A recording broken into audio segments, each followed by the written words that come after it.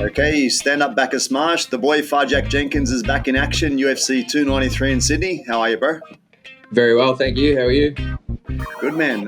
Looking forward to seeing you perform in front of Australia, man. You must be looking forward to even more than me. Yeah, I'm absolutely pumped. I've had my eye on this card for many months, and I never wanted to look past my last fight. I was all eyes on that, but I always had in the back of my head that I wanted to get here and be able to fight in Sydney. So I'm just stoked. That's awesome, man. It'll be a massive show and massive support. I imagine that would add to the pressure you're probably already putting on yourself, man. I listened to one of your interviews and I hear you saying you want to perform. You want to show that you want to get a higher pay grade. You want to do better. That's the plan, right? Yeah, 100%. And that's I don't think that would change much whether I was fighting in America or Singapore or Australia. It's just that, I'm ready to take that next step. I think my fights up until this point have shown that I definitely belong in the UFC, and I'm definitely, at the level. But I want this fight to show that I'm really, a top talent and someone who can go a long, long way. So I'm looking for a breakout performance, not a pass mark. I want to smash through it. Yeah, I want to see it, man. Because if you look at your record, man, with UFC, if you include contender, you went finish, decision, split decision, bro. Now you want to bring out the big guns. You don't want to go backwards. You don't want to keep that trajectory going. You got to pick the trajectory back up, right? You want to go bang for sure. Yeah, that's it, man. Hey, this Chepe Mariscal, man, that you're fighting, what do you think of him as a fighter?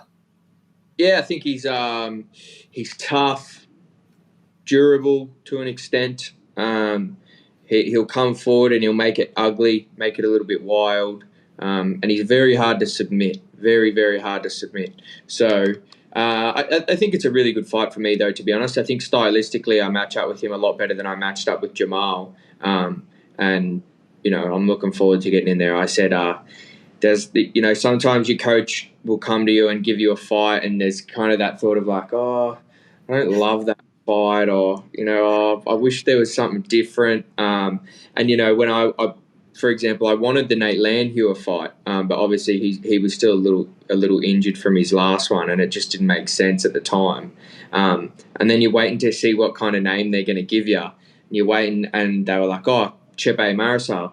And I said to my coach, I always went, yep, 100%. Great fight, let's go. Just pumped. Straight away, my first response was just pumped. Let's get training for that fight. So I think that's a really good response to have. I'm excited. I think it's going to be a good fight. I had a little bit of a watch of his last fight, and I was thinking exactly the same. I'm thinking, this is a better fight for Jack. This is probably what you want. I think if they said Jamal Emmers, you must have been kind of referring to him a bit. You say Jamal Emmers, fuck, how am I going to deal with this guy? He's just a rangy, lanky, difficult fighter, right? This guy's fucking long. He's got good IQ. He's fit.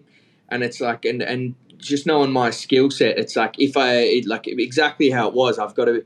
the style of win you're going to take there is just different. Whereas with Chep, I think I can sleep him. I think I can sleep him, or at least put enough damage on him and make it violent enough that the fans are going to love it. I'm one thing I am putting on my back a little bit is I'm acutely aware of the fact that tickets for this show are astronomically priced.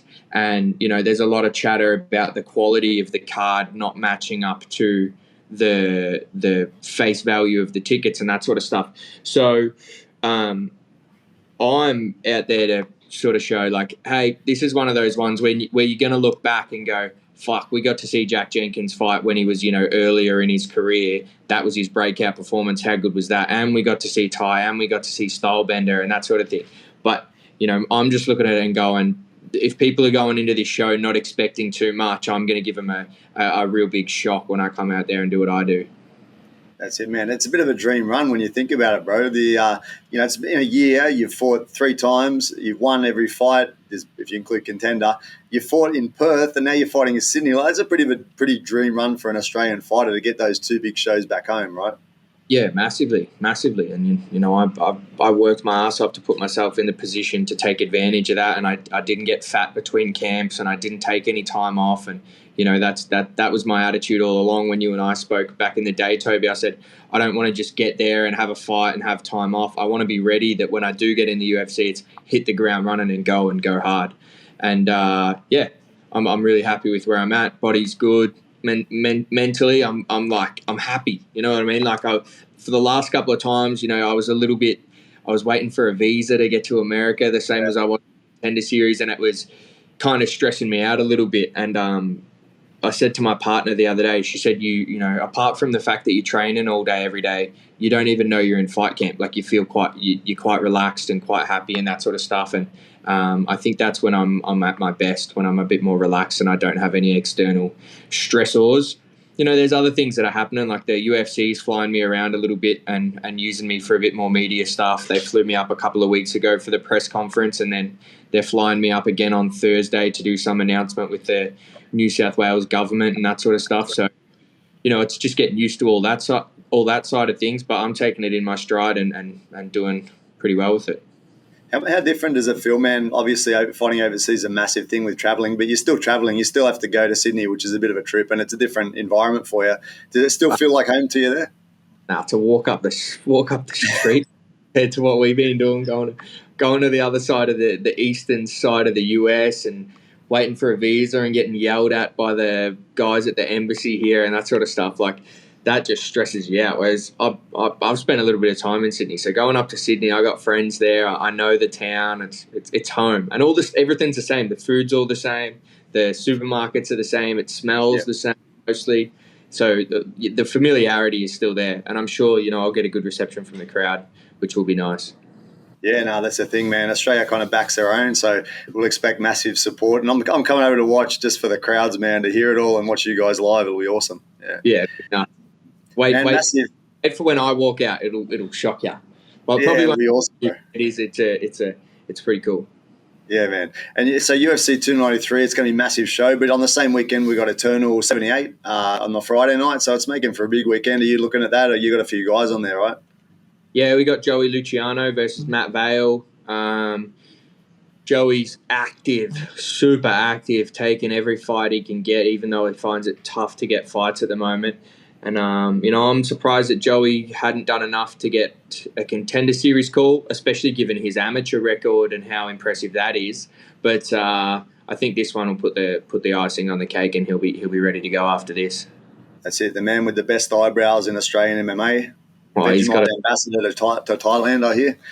Got a big head, big brow. Yeah, bro. So hey, I was listening to Chepe have a talk on an interview, and he said that you guys were in the same change room before for a fight. He said he checked you out and he was kind of sizing you up. Were you aware you were in the same change room as him before? Yeah, it was just us two. It's just me and him. All right. Yeah. No, we were sweet. Like, I went up to him after the fight, actually, back at the hotel, and I shook his hand and said, "Mate, great fight. I think you should get the 50K." And he said, "Thanks very much, brother." So there's no animosity or anything. I thought he was a lightweight, and then they said his name, and I was like, "Yeah, absolutely, let's go." That's it. Yeah, be a different weight, man. So what's your final prediction for the fight with him? You said about sitting down on punches and that in your last fight that you were looking to try and get a KO. Is that something you're looking for in this one with his aggressive sort of momentum coming forward to double that punching power that you're building up? Yeah, see, just a slight change. I don't think I need to go after him. He's going to come after me, so I just got to be accurate. I just got to be pinpoint. I think, like, he usually loops his punches, but if he's smart, he'll throw straighter so he doesn't fall onto a leg kick. So if he throws that right hand nice and straight, I'm going to slip off the outside and bang him with a left hand from southpaw. So that's my plan. Maybe even throw a fair few elbows and knees and shit because he comes forward wild. But just going to go out there loose. Like, I kind of want to emulate how I was in the Rod Costa fight, nice and loose, and just find my rhythm and put on a show. I know this is going to be my first chance to fight in front of Dana since Contender Series, and I've been running with that one trick pony, and I'm ready to have a word to him and say, "Hey, I'm here." Nice. Bro, you mentioned the elbows then. I actually wrote on my notes. I had a look at his fights like a couple of weeks ago when we first started chatting again, and I said elbows above the guard, like a temple area, and it looks a bit open for it. I just wrote that down in my comments. So, yeah, there you go. 100%. Fucking slice up. That's it, man. Cool. All right, man. Thanks for your time again. I look forward so much to seeing you and the other lads down under and performing, man, and I might catch you over there if I can. If you're in town before the fight, we'll do a live one. I'll catch up in person. Cool. Sick, bro. All right, man. Thanks for your time again, eh? Thanks, brother. Cool.